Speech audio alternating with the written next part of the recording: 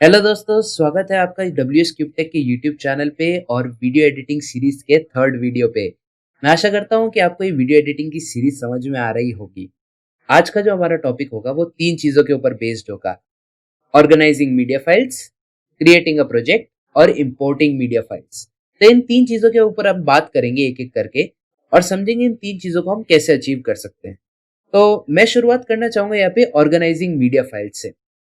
तो आपके मन में सवाल आता होगा कि आखिर हम मीडिया फाइल्स को ऑर्गेनाइज करते ही क्यों है? क्या पर्पस है मीडिया फाइल्स को ऑर्गेनाइज करने के पीछे? तो कुछ रीजंस है जो मैं आपको बताना चाहूंगा। आप काफी बार कुछ एसेट्स डाउनलोड करते हैं जो कि आपके डाउनलोड फोल्डर्स में पड़े रहते हैं, कुछ वीडियो फोल्डर में पड़े रहते हैं, कुछ पिक्चर्स फोल्डर में पड़े रहते हैं। तो यहाँ पे जितनी भी फाइल्स है वो अलग अलग डायरेक्टरीज, अलग अलग फोल्डर्स में पड़ी रहती है। तो आपको हर चीज याद रखने में मुश्किल रहती है कि ये फाइल कहाँ पे पड़ी है, वो फाइल कहाँ पे पड़ी है, क्योंकि हर चीज तो अलग जगह डाउनलोड हुई है, हर चीज आपने अलग जगह मूव करी, हर चीज को आपने अलग जगह से कॉपी किया है। तो इसके चलते हुए काफी ट्रबलसम प्रोसेस हो जाता है, काफी हार्ड प्रोसेस हो जाता है ये। तो इसलिए एक रीजन है कि हम मीडिया फाइल्स को ऑर्गेनाइज करते हैं, उन्हें एक ऑर्गेनाइज्ड वे में स्टोर करते हैं, एक ऑर्डरली वे में प्रिजर्व करते हैं ताकि हम उसे इजीली एक्सेस कर पाएं। जो हम ये ऑर्गेनाइजेशन करते हैं, साथ ही साथ ऑर्गेनाइजेशन के पीछे जो एक और रीजन रहता है वो है कि हमारा एडिटिंग का वर्कफ्लो फास्टर बनाता है। हमें सारी चीजें पता है कि कहाँ पे पड़ी रही है। एक वर्कफ्लो की आदत जब हमारे अंदर बैठ जाती है तो हम अपना काम फास्टर कर पाते हैं। हमें पता रहता है चीजें कहाँ पर है और हमें कैसे उन्हें एक्सेस करना है। एक और रीजन आ जाता है कि आप कंप्यूटर चेंज कर रहे हैं, आप वर्क कंप्यूटर से होम कंप्यूटर पे आ रहे हैं, या फिर आपने अपना प्रोजेक्ट किसी दूसरे एडिटर को एडिटिंग के लिए दिया है। तो जैसा कि आपको पता ही होगा, अडोबी प्रीमियर प्रो सारी फाइल्स को लिंक करता है, वो प्रोजेक्ट के अंदर उन्हें स्टोर नहीं करता है। तो अगर आपकी लिंक्ड फाइल्स कहीं और पड़ी हैं और आपने किसी को बस प्रोजेक्ट दे दिया, तो वो सारी फाइल्स को तो एक्सेस कर नहीं पाएगा। तो इसके चलते हुए हम मीडिया को ऑर्गेनाइज करते हैं ताकि सारी चीजें एक जगह पर पड़ी रहे। अगर मुझे अपना प्रोजेक्ट मूव करने की जरूरत पड़े तो मैं उसे कंप्रेस करके आसानी से मूव कर सकता हूँ और सेंड भी कर सकता हूँ किसी को। साथ ही साथ ये बैकअप के लिए भी काफी इंटुइटिव प्रोसेस रहता है। तब नेचुरली क्वेश्चन बनता होगा कि हाउ वी ऑर्गेनाइज मीडियाज। भाई, ऑर्गेनाइज करना तो पड़ता है, ये चीज तो हमें समझ में आ गई कि हम ऑर्गेनाइज क्यों करते हैं। लेकिन अब ये समझना है कि हम ऑर्गेनाइज करें तो करें कैसे। तो यहाँ पे जैसे आपको अपनी स्क्रीन पे दिख रहा होगा कि मैंने यहाँ पे चार अलग अलग फोल्डर्स बना रखे हैं। तो ये आखिर इनके पीछे रीजन क्या है? तो पहला फोल्डर का नाम आपको दिख रहा होगा ऑडियो। तो चलते हैं हम इस ऑडियो फोल्डर में। अब ऑडियो के अंदर चार और फोल्डर्स, तो इन सारे फोल्डर्स के पीछे एक पर्पस है। तो जैसे मैं ऑडेसिटी की बात करूं तो इस फोल्डर पे जितनी भी मेरी ऑडेसिटी की प्रोजेक्ट फाइल्स होती है वो मैं यहाँ पे स्टोर करता हूँ। एडिटेड की बात करूँ तो जितनी भी मैंने यहाँ पे एक्सपोर्ट्स किए हैं उन्हें मैं यहाँ पे स्टोर करता हूँ।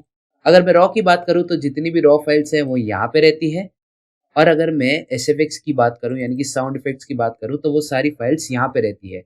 तो मुझे प्रोजेक्ट फाइल के अंदर कुछ भी लाना हुआ तो वो मैं आसानी से यहाँ से ला सकता हूँ, मुझे ढूँढने की ज़रूरत नहीं है इन फाइल्स को। सेम प्रोसेस बना रखा है मैंने इमेजेस के लिए, जितने भी हमारे इमेज एसेट्स हैं उनके लिए। तो यहाँ पे जैसे देख सकते हैं जो इमेजेस को मैं एडिट कर चुका हूँ, वो यहाँ पर मेरी सारी स्टोर्ड रहती हैं। जो मेरी पीएचडी फोटोशॉप डॉक्यूमेंट फाइल्स होंगी या फिर अगर आप गिम्प यूज़ करते हैं तो एक्सईएफ फाइल्स होंगी तो उनके लिए एक फ़ोल्डर बना सकते हैं। और यहाँ पे है मेरी रॉ फाइल्स, जितनी भी मेरी रॉ फाइल्स हैं वो मैं यहाँ पे स्टोर करता हूँ। तो इससे मुझे पता रहता है कि मेरी कौन-सी फाइल्स कहाँ पे पड़ी है। अगला सेम चीज़ मैं टेक्स्ट के साथ कर सकता हूँ। काफ़ी बार प्रोडक्शन के एंड से हमें नोट्स मिलते हैं कि कुछ एडिटिंग में कुछ इस तरीके का करना है, कुछ ऐसे एडिट करना है, कुछ ये वाला इफ़ेक्ट लगाना है। तो वो सारे नोट्स मैं टीएक्सटी फाइल में यहाँ पे स्टोर कर लेता हूँ। साथ ही साथ हमारे पास होती है एक स्क्रिप्ट वाली फाइल भी।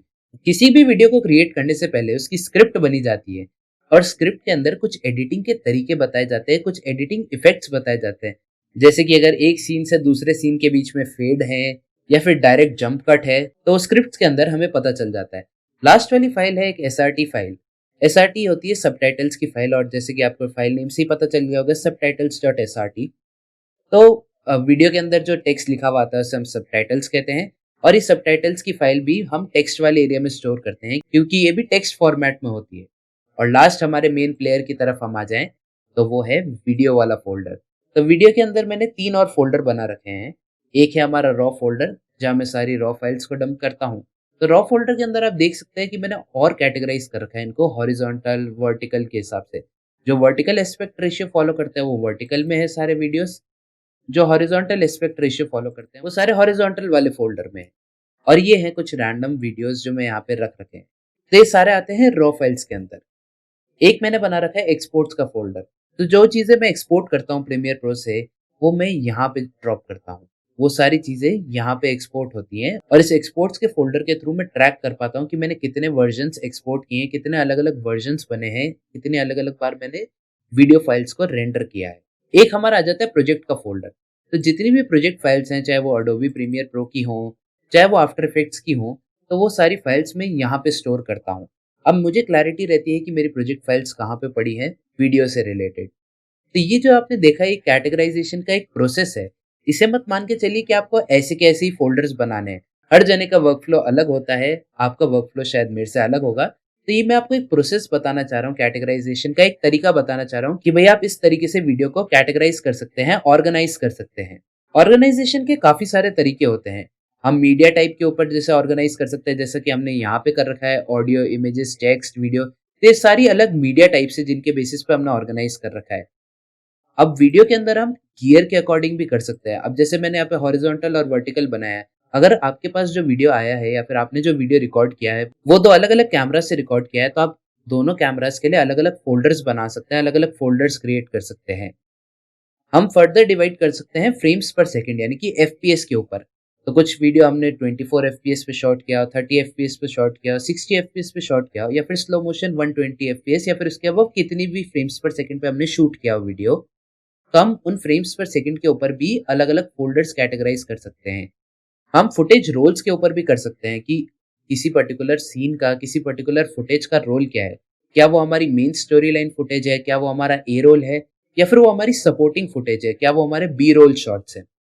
साथ ही साथ जैसे कि आपने देखा होगा, यहाँ पे मैंने ऑडियो के अंदर ऑडेसिटी नाम का एक फ़ोल्डर बना रखा है और मैंने यहाँ पे वीडियो के अंदर प्रोजेक्ट्स के अंदर आफ्टर इफेक्ट्स और एडोबी प्रीमियर प्रो का बना रखा है। तो यहाँ पे मैंने सॉफ्टवेयर वाइज़ कैटेगराइज़ कर दिया, मैंने सॉफ्टवेयर वाइज़ ऑर्गनाइज़ कर दिया। तो जितनी भी आफ्टर इफेक्ट्स की प्रोजेक्ट फाइल रहेंगी, वो यहाँ पे रहेंगी, जितनी भी एडोबी प्रीमियर प्रो की प्रोजेक्ट फाइल्स रहेंगी, वो यहाँ पे रहेंगी। तो कैटेगराइज़ेशन के बहुत तरीके हैं, ऑर्गनाइज़ेशन के बहुत तरीके हैं। मैं तो एक जनरल प्रोसेस आपको बता रहा हूँ कि आप इस प्रोसेस को यूज़ कर सकते हैं और अपने तरीके से कैटेगराइज़ कर सकते हैं, ऑर्गनाइज़ कर सकते हैं फाइल्स को। तो अब हम देख लेते हैं नेक्स्ट टॉपिक जो है हमारा वो है प्रोजेक्ट क्रिएशन का, कि हम प्रोजेक्ट क्रिएट कैसे करते हैं। तो जब भी आप प्रीमियर प्रो को लॉन्च करते हैं, जैसे कि मैंने यहाँ पे प्रीमियर प्रो को लॉन्च कर रखा है और होम स्क्रीन का कंसेप्ट मैंने आपको पिछले वीडियो में बताया ही था, तो यहाँ पे न्यू प्रोजेक्ट का ऑप्शन आ जाता है। तो जैसे ही मैं क्लिक करूंगा यहाँ पे नए प्रोजेक्ट पे, मेरे पास ये डायलॉग खुल जाता है। तो अब हम ऑर्डर वाइज चलेंगे। सबसे पहले जो चीज़ मिल रही है वो हमें प्रोजेक्ट का नाम। तो यहाँ पे मैं एक प्रोजेक्ट को नाम दे देता हूँ। हम इसको नाम देते हैं प्रोजेक्ट 03। तो नेक्स्ट हमारे पास आती है लोकेशन। तो लोकेशन जैसे कि आप देख पा रहे हैं यहाँ पे टेक्स्ट फॉर्म में लिखी भी आ रही है, डायरेक्टरी ऑर्डर में लिखी आ रही है। एफ ड्राइव के अंदर, वीडियो एडिटिंग फ़ोल्डर के अंदर वीडियो, उसके अंदर प्रोजेक्ट फ़ोल्डर और उसके अंदर एडोबी प्रीमियर प्रो का फ़ोल्डर।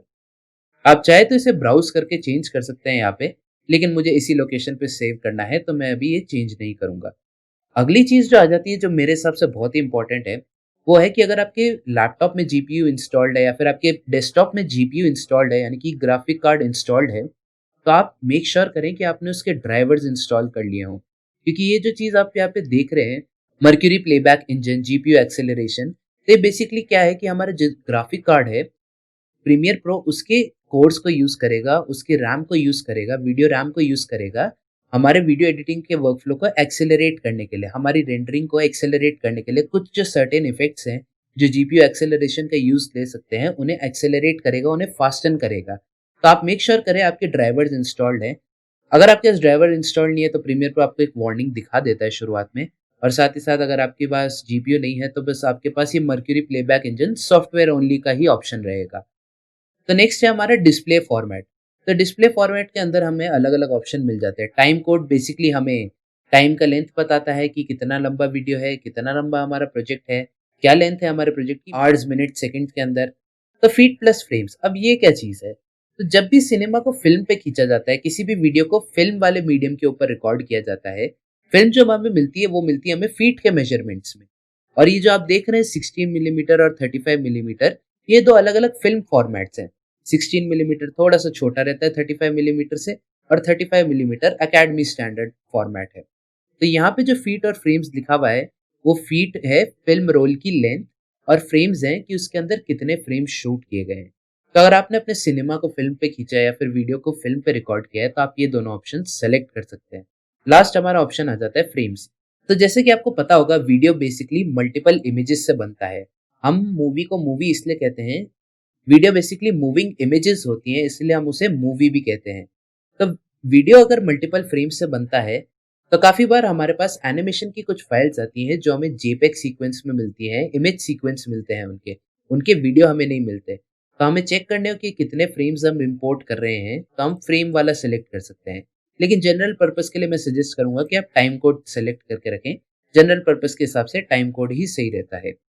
ऑडियो वाले फॉर्मेट में हम मिलीसेकंड सेलेक्ट कर सकते हैं या फिर ऑडियो सैंपल सेलेक्ट कर सकते हैं। कैप्चर फॉर्मेट, अगर आप प्रीमियर प्रो को यूज कर रहे हैं कुछ भी कैप्चर करने के लिए, तो आप डीवी या फिर एचडीवी फॉर्मेट सेलेक्ट कर सकते हैं। मेरे हिसाब से अगर आप कुछ कैप्चर कर रहे हैं तो आप एचडीवी सेलेक्ट करें। अब जो नेक्स्ट इंपॉर्टेंट चीज आ जाती है, वो होती है स्क्रैच डिस्क। तो दोस्तों, इस पे बहुत ध्यान दीजिएगा। स्क्रैच डिस्क एक बहुत ही इंपॉर्टेंट कंसेप्ट है जो लोग काफी बार मिस कर देते हैं। तो स्क्रैच डिस्क पे जब भी आप क्लिक करते हैं, तो आपको ये सारी चीजें जो यहाँ पे दिख रही है, इन सब के पीछे एक रीजन मैं बता देता हूँ। तो स्क्रैच डिस्क पे जैसे मैंने अभी क्लिक किया, तो मेरे को यहाँ पे काफी सारी टाइटल्स अलग अलग दिख रहे हैं और उनके अलग अलग पार्ट्स मुझे दिख रहे हैं। तो स्क्रैच डिस्क बेसिकली होती क्या है? आप प्रीमियर प्रो के अंदर कोई अपने वीडियो को कैप्चर कर रहे हो या फिर आप वीडियो को प्रीव्यू कर रहे हो, ऑडियो को प्रीव्यू कर रहे हो, प्रोजेक्ट जो हमारा ऑटो सेव होता है, क्रिएटिव क्लाउड लाइब्रेरीज हमने कुछ डाउनलोड करी हैं, या फिर मोशन ग्राफिक के टेम्पलेट्स जो हमने यूज किए हैं, वो सारे भी प्रीमियर प्रो को कहीं स्टोर करने पड़ते हैं। तो जहाँ प्रीमियर प्रो उन्हें स्टोर करता है, उसे हम स्क्रैच डिस्क कहते हैं। तो स्क्रैच डिस्क का मेरा सजेशन रहेगा कि आप इसे सेम एज प्रोजेक्ट रखें, जो कि बाय डिफ़ॉल्ट आता भी है, आपको चेंज करने की ज़रूरत ना पड़े।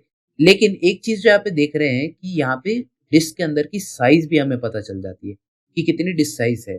तो अगर आपकी साइज़ यहाँ पे बहुत ही कम है, यानी कि 2-3 जीबी के आसपास है, तो मेरा सजेशन रहेगा कि आप कुछ जगह खाली करें या फिर अपने प्रोजेक्ट और प्रोजेक्ट फाइल्स को किसी दूसरे डायरेक्टरी में मूव करें, किसी दूसरी ड्राइव में मूव करें जहाँ पे जगह ज़्यादा है।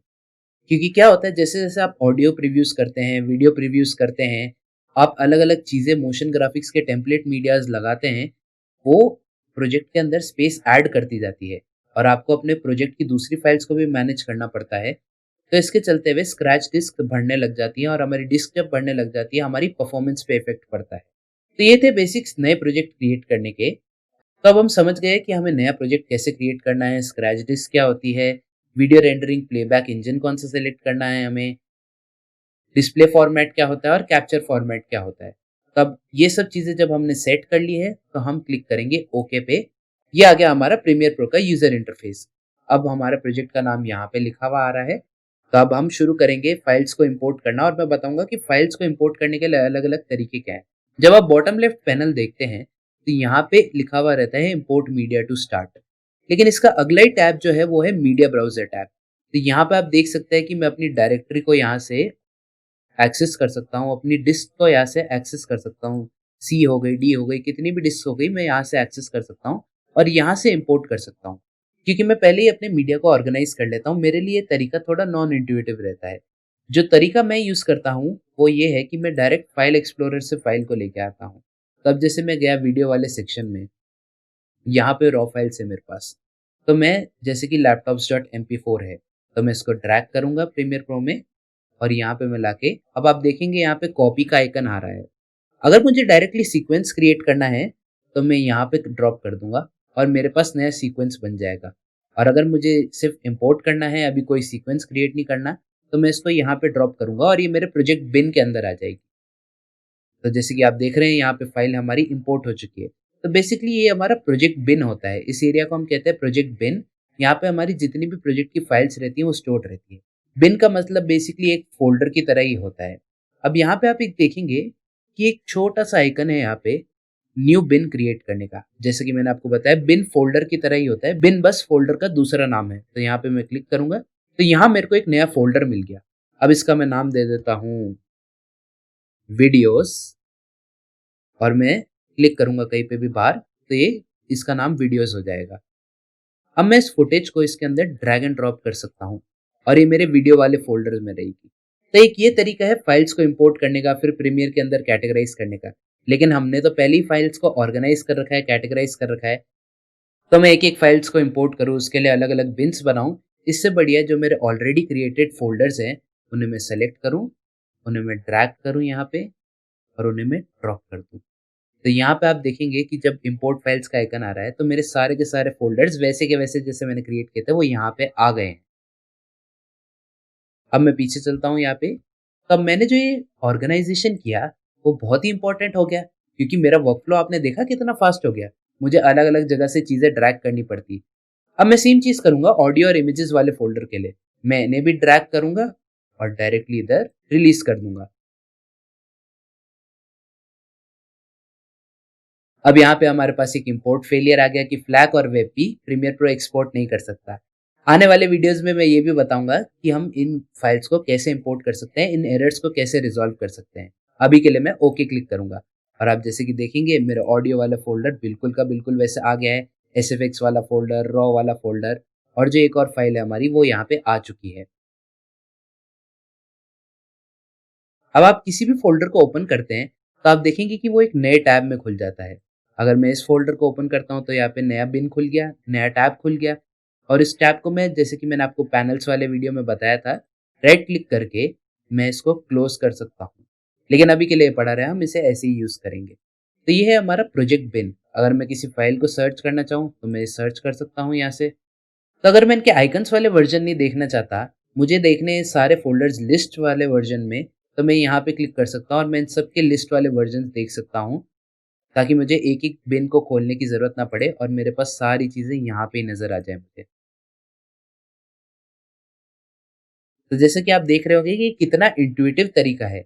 हमने सारी फाइल्स को पहले ही ऑर्गेनाइज़ कर लिया, फिर हमने नया प्रोजेक्ट क्रिएट किया और उन फाइल्स को कितना ईज़िली हमने प्रीमियर प्रो में इम्पोर्ट भी कर लिया। अब आप जो ये तरीका है इसे आप अपने हिसाब से कस्टमाइज़ कर सकते हैं। आपका वर्कफ़्लो मेरे से अलग होगा, आप मेरे से अलग तरीके के वीडियोज़ शूट कर रहे होंगे, अलग तरह के वीडियोज़ एडिट कर रहे होंगे। तो आप जो ये ऑर्गेनाइज़ेशन का तरीका है, जो ऑर्गेनाइज़ेशन का वर्कफ़्लो है, इसे बस एक एग्ज़ाम्पल की तरह लें और अपने वर्कफ़्लो में अडैप्ट कर लें। इस प्रोसेस से क्या होता है कि जब भी आप मान लो कंप्यूटर्स चेंज कर रहे हैं या फिर आपके प्रोजेक्ट पे कोई नया एडिटर आके काम कर रहा है, तो सारा मीडिया ऑलरेडी ऑर्गेनाइज़्ड है। एक डॉक्यूमेंटेशन की तरह काम करती है ये चीज़। तो इस प्रोसेस के थ्रू आपका सारा मीडिया ऑर्गेनाइज हो गया। अब आप अपनी फाइल्स को बैकअप भी कर सकते हैं, चाहे कितने भी एडिटर्स आ जाएँ प्रोजेक्ट पे, उन सबको सारी चीज़ें समझ में आ जाएँगी कि कहाँ पे पड़ी है। उन्हें ढूँढने की ज़रूरत नहीं है कि कौन-सी फाइल्स कहाँ पे पड़ी रहती हैं।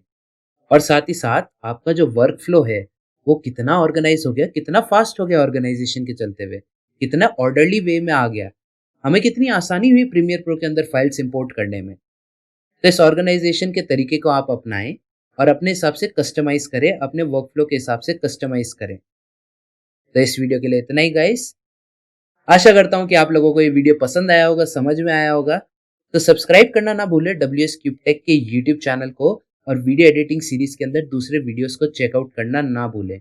W S cube tech digital marketing और वेब डेवलपमेंट जैसी फील्ड्स में भी वीडियोस डेवलप करता है। तो अगर आप इन वीडियोस में इंटरेस्टेड हैं, तो आज ही सब्सक्राइब करें डब्ल्यू एस क्यूब टेक के यूट्यूब चैनल को और इस बेल आइकन को प्रेस करें। Thank you everyone, meet you in the next one.